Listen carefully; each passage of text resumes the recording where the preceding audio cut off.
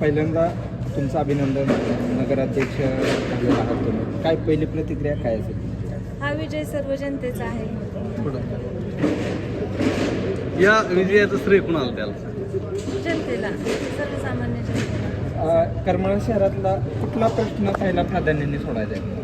स्वच्छतेचा. अजून मी 5 कलमी कार्यक्रम ह्याच्यात पण बोलले होते. 5 कलमामध्ये रस्ते, गटारी, स्वच्छता, आपलं टाऊन हॉल, पाणी पुरवठा, हे सर्व समस्यांचं.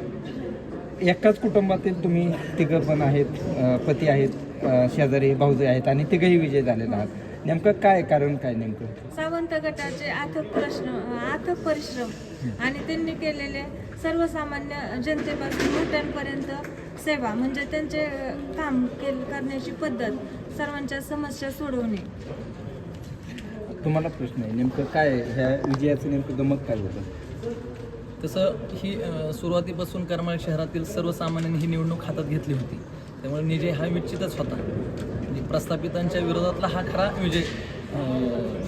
म्हणजे लोकांना खूप चीड होती सत्ताधाऱ्यांविरुद्ध, त्यामुळे हा विजय सर्वसामान्य. एकीकडं भाजपासारखा मोठा पक्ष, दुसरीकडे शिवसेना आहे आणि दोन्हीकडं ही प्रस्थापित मातबर नेते असताना तुम्ही मात्र केवळ सावंत गट आणि शहर विकास आघाडीच्या जोरावर हा विजय खिचून आणलाय. याचं गमत काय?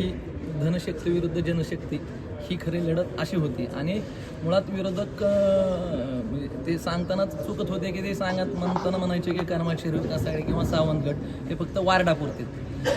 1 नंबर आणि 2 नंबर, 1 नंबर 2 नंबर वार्ड हे तर आमचं काळीज आहेच. पण करमाळा शहरातील सर्व नागरिकांनी, सर्वसामान्य माणसांनी आमच्यावर विश्वास ठेवला.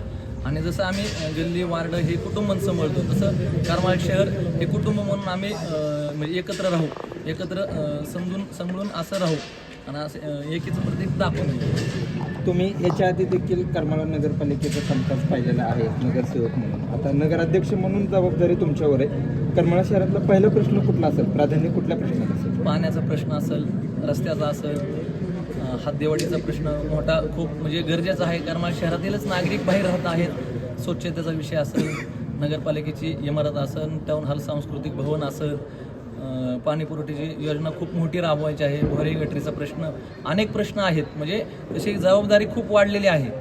हे म्हणजे एवढं मोठं लोकांनी विश्वास दाखवला आहे, लोकांच्या विश्वासाला सार्थक करून दाखवावं लागेल. म्हणजे